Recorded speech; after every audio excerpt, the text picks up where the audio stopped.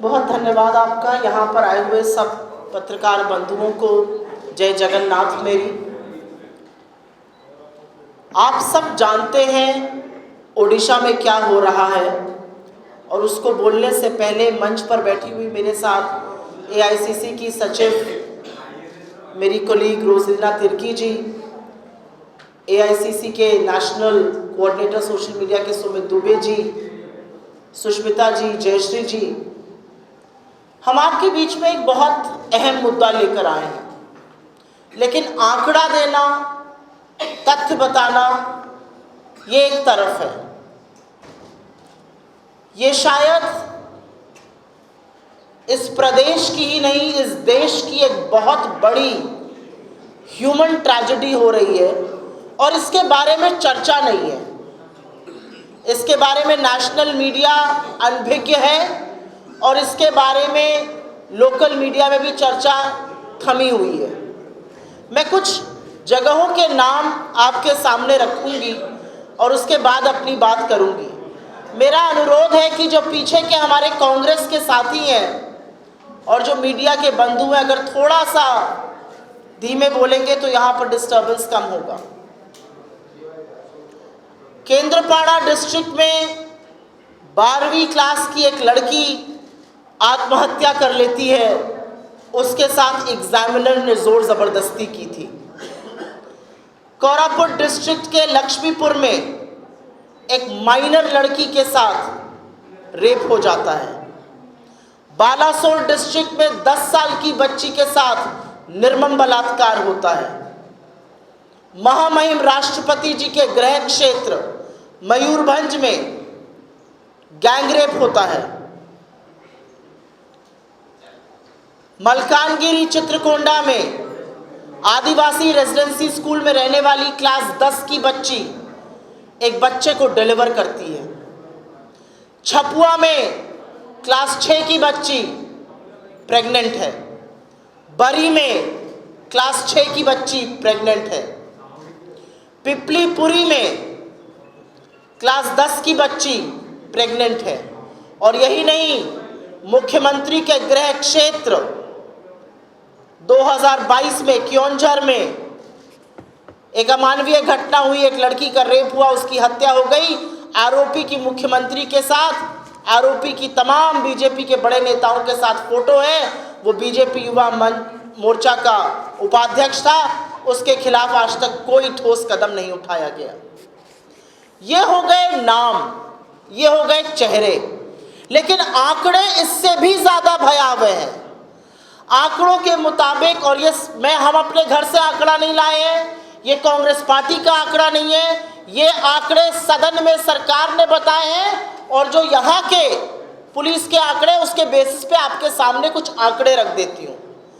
करीब 44,000 जिसमें से कि 36,420 महिलाएं हैं, 8,403 बच्चे हैं। 44,000 महिलाएं और बच्चे ओडिशा में गायब हैं।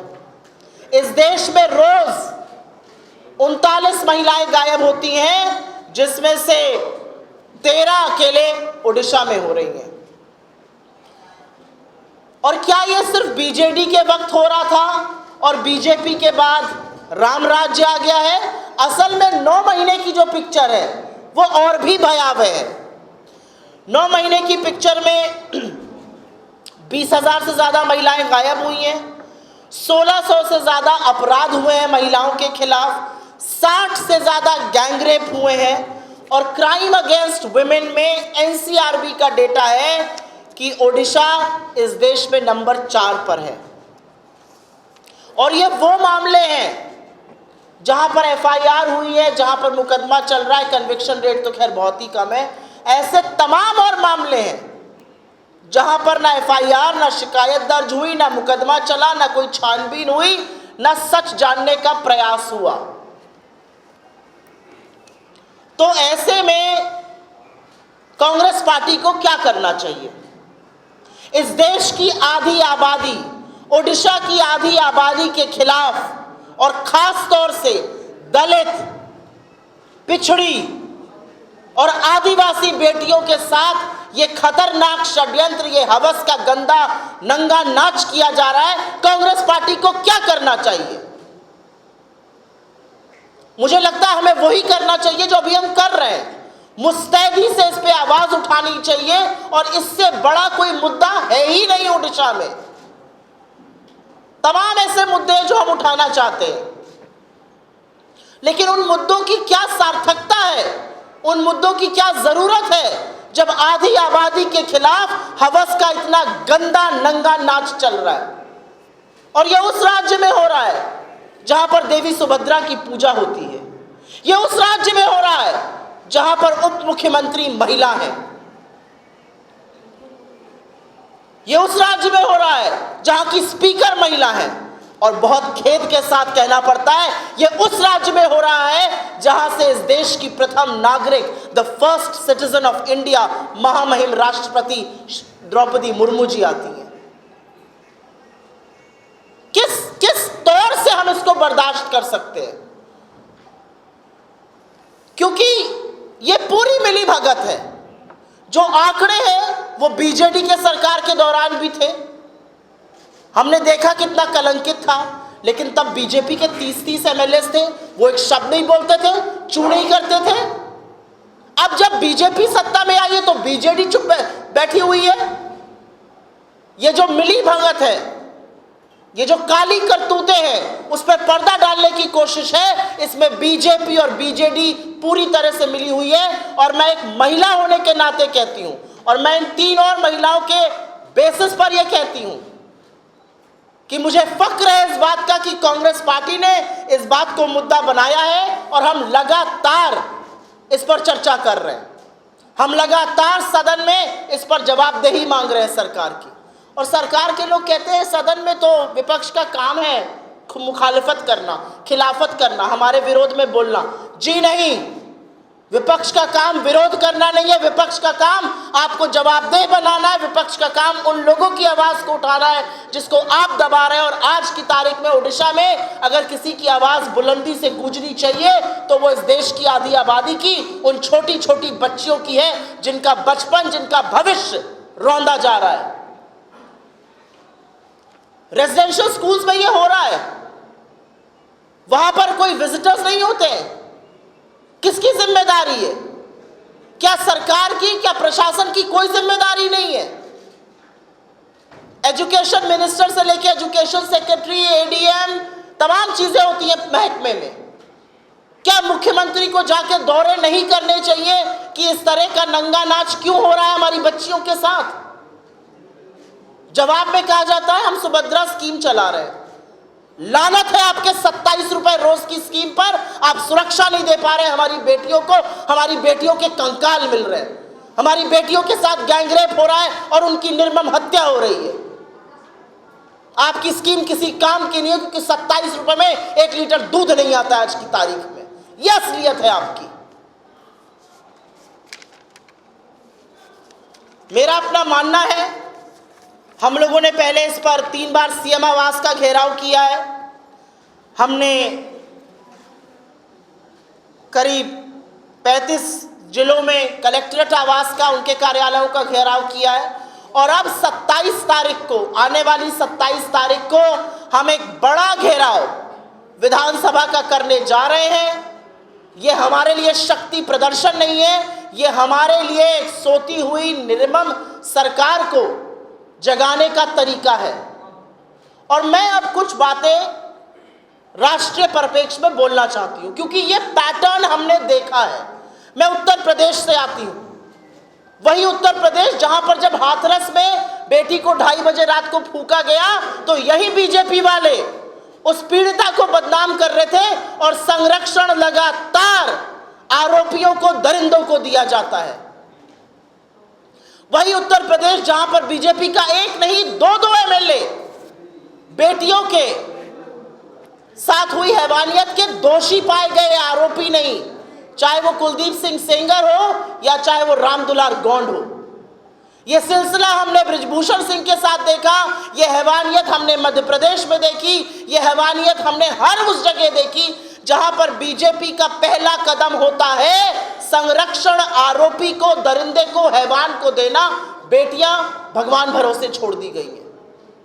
किस मुंह से बीजेपी बात करती है सुभद्रा योजना की? किस मुंह से बीजेपी बात करती है बेटी बचाओ बेटी पढ़ाओ की? बेटियां तो असल में बीजेपी से बचानी है, बेटियां इनके कुशासन से बचानी है। और इसीलिए मेरा अपना मानना है, और क्योंकि धर्म में आस्था है तो ये जरूर कहूंगी, प्रभु जगन्नाथ की धरती है ये।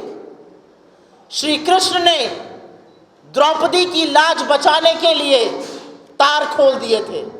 श्री कृष्ण वो हैं जिन्होंने अपने सखी के लाज बचाने के लिए अवतार लिया और उसके सम्मान में महाभारत हुई और गीता का उपदेश दिया। तो पूरी की पूरी भारतीय जनता पार्टी धृतराष्ट्र बनी बैठी रहेगी और बेटियों के साथ कुकर्म होंगे, ये हम कतई बर्दाश्त नहीं करेंगे। मैं इसी मंच से कुछ सवाल उठाना चाहती हूं और सवाल के बाद हमारी कुछ मांगे हैं। इस मंच से ये सवाल उठाने इसलिए ज़रूरी है क्योंकि सोती हुई सत्ता जागे। खत्म करने से पहले मैं कुछ सवाल हैं जो आपके सामने रखना चाहती हूँ। सरकार ये मानने को कब तैयार होगी कि ओडिशा में बेटियों के साथ हैवानियत हो रही है?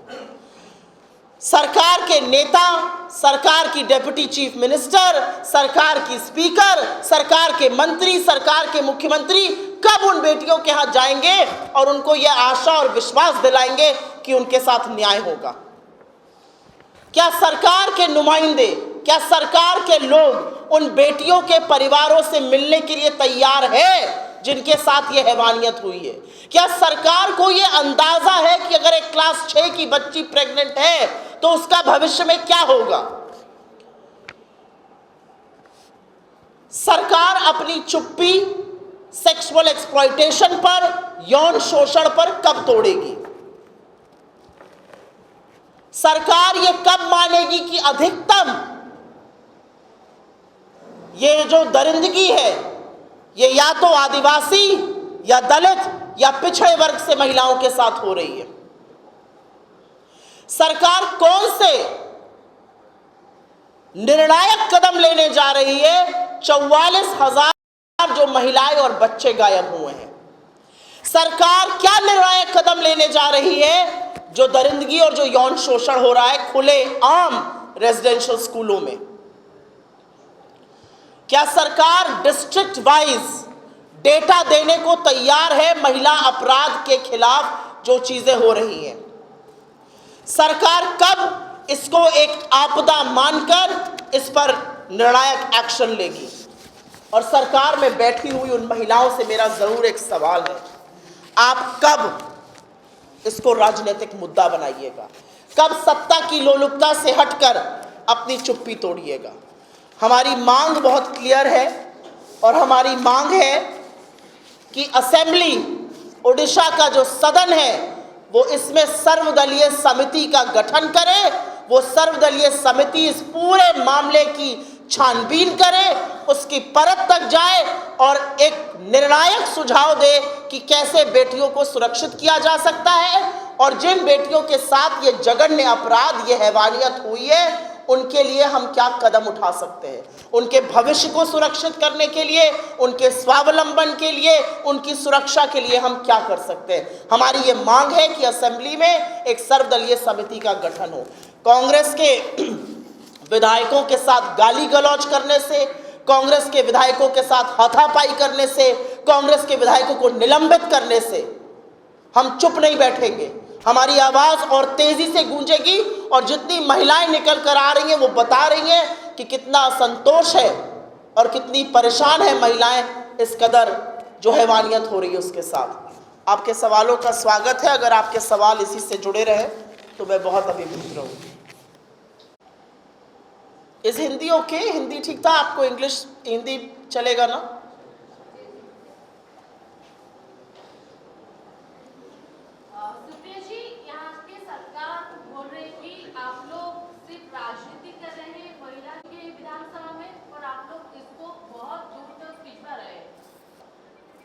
राजनीति किन मुद्दों पर होनी चाहिए ये मैं बीजेपी से पूछना चाहती हूँ।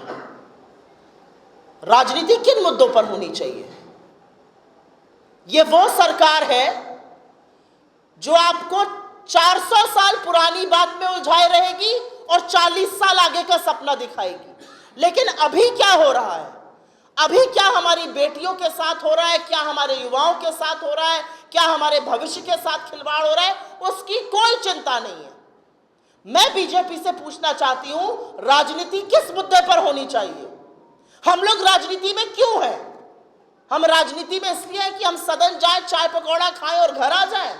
हम राजनीति में इसलिए हैं कि जिन लोगों की आवाज को दबाया जाता है, जिन लोगों के साथ अन्याय होता है, जिन लोगों को न्याय नहीं मिलता है, उनके लिए हम अपनी आवाज बुलंद करें। और ओडिशा में यह सच है कि एक आपदा है जो लड़कियों के खिलाफ हो रही है।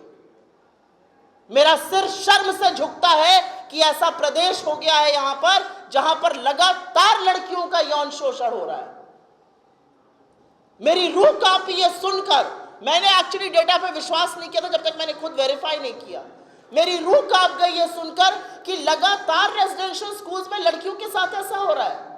हम सबकी बच्चियां हैं, बीजेपी के लोगों की भी बच्चियां हैं। अगर क्लास 6 में पढ़ने वाली आपकी लड़की प्रेग्नेंट हो जाए और एक आदमी के यौन शोषण से प्रेग्नेंट हो जाए, अगर आपके राज्य में एक लड़की का कंकाल मिले जिसका गैंग रेप होकर उसकी हत्या कर दी गई हो, तो क्या वो मुद्दा हमें नहीं उठाना चाहिए? मुझे लगता है राजनीति में होने का मतलब है कि हम जो मूल मुद्दे हैं, जो जरूरी मुद्दे हैं, वो उठाएं। बीजेपी की चाल, चरित्र और चेहरा हमने देखा है। आपसे बहुत दूर नहीं है मणिपुर। मणिपुर में जब 2 लड़कियों को नंगा परेड कराया गया और आदमखोरों की भीड़ ने उसे नोचा, तो इस देश के प्रधानमंत्री ने 76 दिन तक अपनी चुप्पी नहीं तोड़ी थी। बार बार यहां पर गृह मंत्री और प्रधानमंत्री आते हैं, सरकार बनने के बाद 3-4 बार आ चुके हैं। क्या उन्होंने कभी इसकी खोज खबर करी? क्या उनको नहीं पता ओडिशा में बेटियों के साथ क्या हो रहा है? और हम अगर उसकी आवाज को उठा रहे हैं तो ये राजनीति, अगर ये राजनीति है तो ऐसी राजनीति और होनी चाहिए जिससे कि बेटियों की आवाज गूंजे।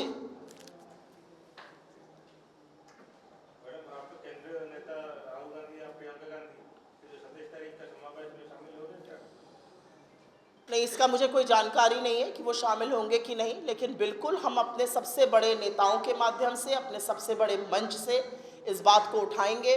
मैं कांग्रेस पार्टी की राष्ट्रीय प्रवक्ता हूं, सोशल मीडिया की हेड हूं। जब पता चला कि ऐसा हो रहा है और हम एक बहुत बड़ा निर्णायक कदम लेने जा रहे हैं इसमें विधानसभा का घेराव करने, हमें पूरी आशंका है, हमें पूरा विश्वास है कि हमें प्रताड़ित किया जाएगा, हमारा दमन किया जाएगा, पुलिस फोर्सेस से हमें पिटवाया भी जाएगा, लेकिन हम वो सब सहने को तैयार हैं। तो जब मुझे पता चला और यहाँ पर हमारे पीसीसी अध्यक्ष ने कहा कि आपको यहाँ पे आके प्रेस कॉन्फ्रेंस करनी चाहिए, मैंने अपने सारे प्रोग्राम निरस्त किए और मैं आई यहाँ पर। हमारा शीर्ष नेतृत्व भी, हम लोगों ने उनको बताया है और वो आगे कब आते हैं, इसको कैसे उठाते हैं, वो हम तय करेंगे। सवाल है कि आप अगले जो 27 तारीख को विधानसभा जा रहे हैं, तो इस ग्राम में आप बीजेडी को शामिल करेंगे या शामिल नहीं करेंगे? देखिए, पाप तो बहुत बड़ा हुआ है। पाप बीजेपी ने भी किया है और पाप बीजेडी ने भी किया है, और मैं बता दूं क्यों किया है। जब जब बीजेपी को जरूरत पड़ती थी केंद्र में, तो उनका सबसे बड़ा संकट मोचन बनकर बीजेडी ही तैयार रहती थी। तो ये जो मिली भगत, जिसको नूरा कुश्ती हमारी तरफ कहा जाता है, ये सब समझ रहे हैं। ऐसा क्यों है कि जब बीजेडी सत्ता में थी तो बीजेपी इस मुद्दे पर चुप रही, और आज जब बीजेपी सत्ता में है तो बीजेडी चुप रही। अगर बीजेडी को इस प्रदेश की लड़कियों की फिक्र है, इस प्रदेश की अस्मिता की, महिला सुरक्षा की फिक्र है, तो उनको जरूर हमारे साथ आना चाहिए। अगर वो नहीं आते हैं तो वो खुद बता रहे हैं वो किसके साथ खड़े हैं। वो अन्याय के साथ खड़े हैं, वो आरोपियों के साथ खड़े हैं, वो इस प्रदेश की बेटियों के खिलाफ खड़े हैं।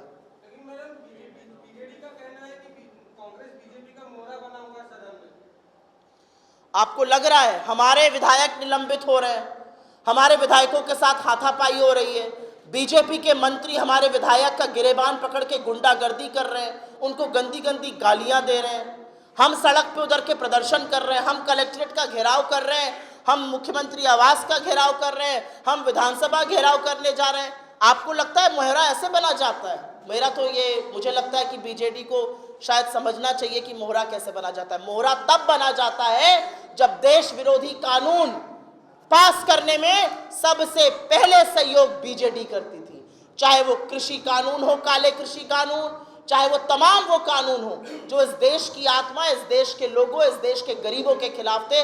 उस हर कानून को पास कराने में बीजेडी ने बीजेपी की मदद की है।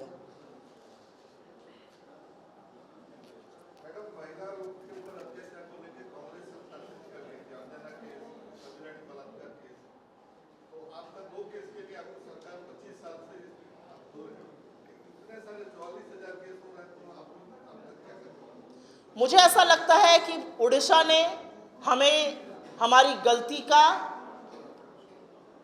सबक सिखाया। मुझे ऐसा लगता है जो हमारे शासनकाल में हुआ वो गलत था, लेकिन क्या उसकी वजह से अब जो गलत हो रहा है हम बोलेंगे नहीं? 44,000 महिलाओं और बच्चों का लापता होना एक बहुत बड़ी बात है।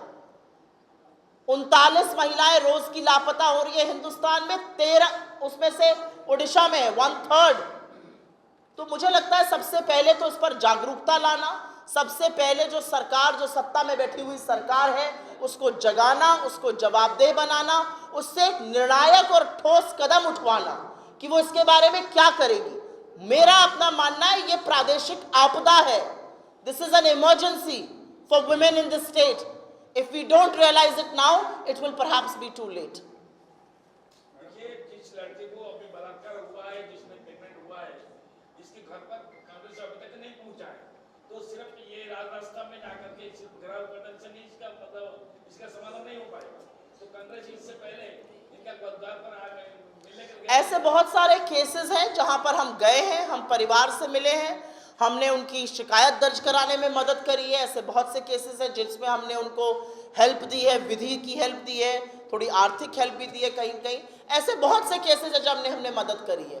लेकिन एक जिम्मेदार विपक्ष होने के नाते हमारा काम ये भी है कि हम इस पर जोर शोर से चर्चा करें, जिससे लोग भी जागे, जिससे लोगों को पता चले कि क्या हो रहा है। थैंक यू, बहुत बहुत धन्यवाद आप लोगों का।